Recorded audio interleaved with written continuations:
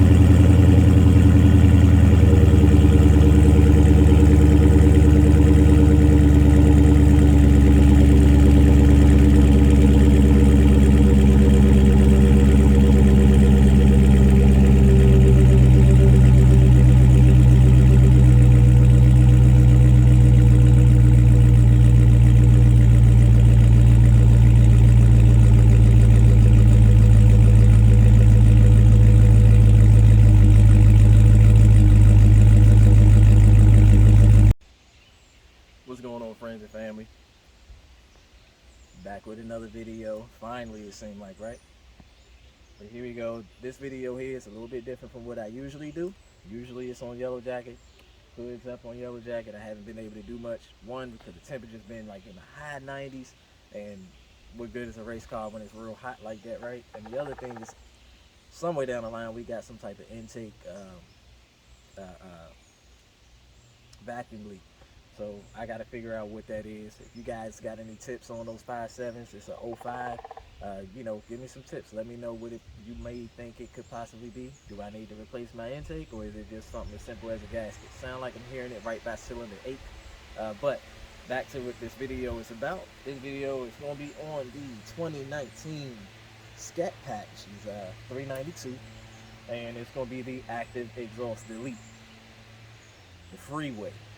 So what you got to do, guys, I'm going to wind up showing you everything on it. As long as you have a 19 and up, you won't throw any type of check engine lights or anything like that. From what I hear, if you have an 18 and down, it's not going to work for you. I mean, you'll get the sound, but you're going to be driving around with that check engine light on. So we're going to get right to it.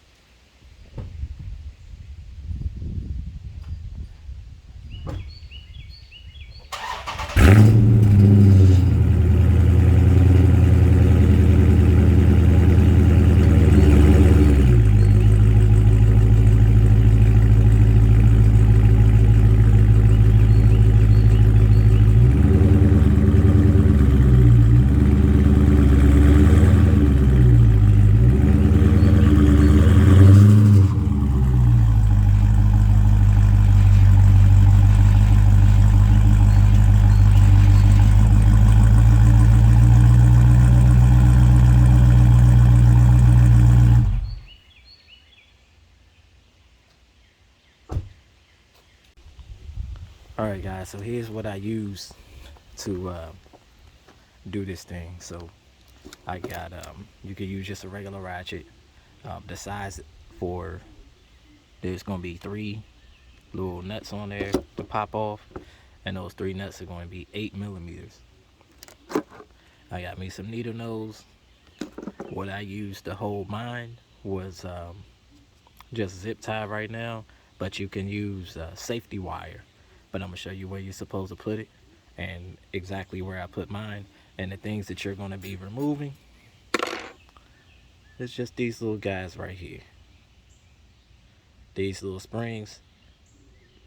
The actuator turns it, opens the door, then turns it back. You can hear it when you do your remote start. You hear it shifting with the what they do is they open. Well, what they do is they close and then open back up, and that's the difference. So inside, what's going on is it's kind of like you see the cars on the intake where it open and it's a flap that opens and closes like this. Well, that flap doesn't close all the way. There's a little hole in the middle of the flap, so you still have exhaust going through it when it's closed. It's just a smaller diameter than the full 3-inch. That's all. All right, so we're gonna get to the next, show y'all first step. All right, so we under the car now. This is if you were standing behind the car and we just went straight underneath. So this side right here is the driver's side. This is the actuator right here, and the 3/8mm nuts I was telling you all about. You can see 1, 2, and 3. I popped those 3 off. As you see, it doesn't even connect all the way. So all they do is they just turn that spring. You see, I still got, see where my zip ties. Let me see. Oh yeah, you can kind of see it's got a little hole there. So my zip tie goes up through the hole over top of, I'm gonna show you what's behind the actuator, and I just come right down. There's another hole on the other side, and I just pulled it real tight to hold that door from moving. And let me show you. We just go over just a little bit. There's the other one. So it's, I mean, it's crazy simple.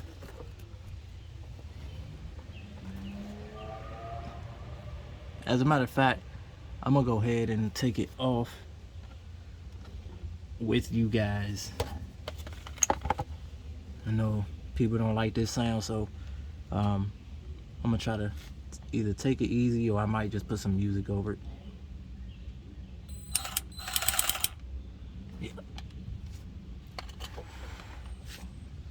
This is kind of awkward for me too. Trying to reach around.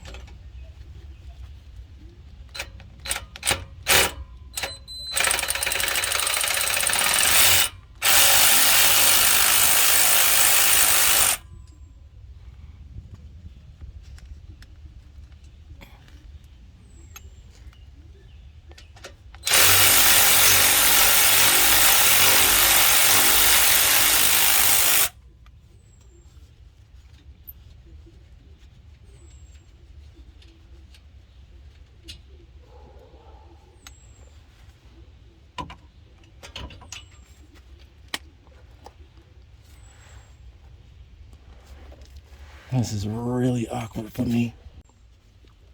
You know what? Change my mind. I'm going to do the passenger side one, just because it's going to be easier for me at the moment for what I'm using. Because as you guys can see, that one's kind of close to the looks like that's coming from the fuel tank. So your gas line, and I'll probably just use a hand ratchet on it. That might have been what I did, because the head on this automatic is a little big and it's hard to push out the way. So it'll be easier to show you guys this one instead. Either way, this whole job takes maybe 15 minutes or so.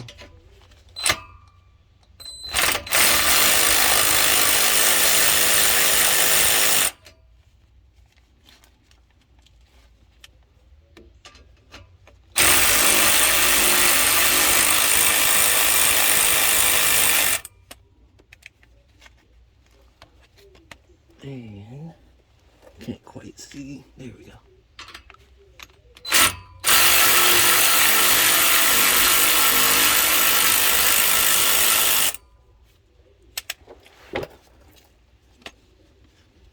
I am laying in the most awkward position. All right, so once you remove those 3, this is how, yeah, it just pulls right off. Boom. Just like that. You wind up. As you see, that's what it looks like. Right there. So this right here is where it turns. Open, close, open, close. So it should be all the way. I need to open this one up some more, but it should be all the way clockwise is open. When I say clockwise, there's 2 dots there, those, and that's where you would stick your safety wire. You would just stick that through, but all we did, we just, like I said, stuck a zip tie, as you see, right through the bottom, right over top of it, pulled it tight as we could. That's it. Then you take this, put it back, tighten it up. But let me see, I think I have a spring with me. Yep. So the spring, you see that straight part of the spring, that's what winds up being there, and it turns, and that's how that operates. All right, so I'm gonna go ahead and adjust mine a little bit, and that's really why I'm going back under here. And I said, hey, since I gotta go back under here, let me you know, do a quick video to show people what I did. So, and then I'm gonna probably wind up back again under here, because the safety wire would be the better, more permanent, because as you hear, I'm having to adjust it now. That's the one thing I've noticed, and we've been driving like this for about 2 weeks. I wouldn't want to have to keep it getting under here every 2 weeks or so to, you know, readjust it. All right, so I'm gonna put mine back together, which is just gonna be sitting it back up here like so, and putting the little 3 nuts, the 8mm nuts back on, tighten it up, get in your car, start it up, enjoy the sound. And basically what it does is it's going to sound like you're in, say, sport or track, even when you're in auto. So your eco mode is just always going to be basically your open, what your exhaust is supposed to sound like. All right, so as always, guys, like, comment, subscribe, walk with me. Peace. You know what, guys, I figured why not give y'all one more startup before closing the video, just so y'all can see what it sounds like.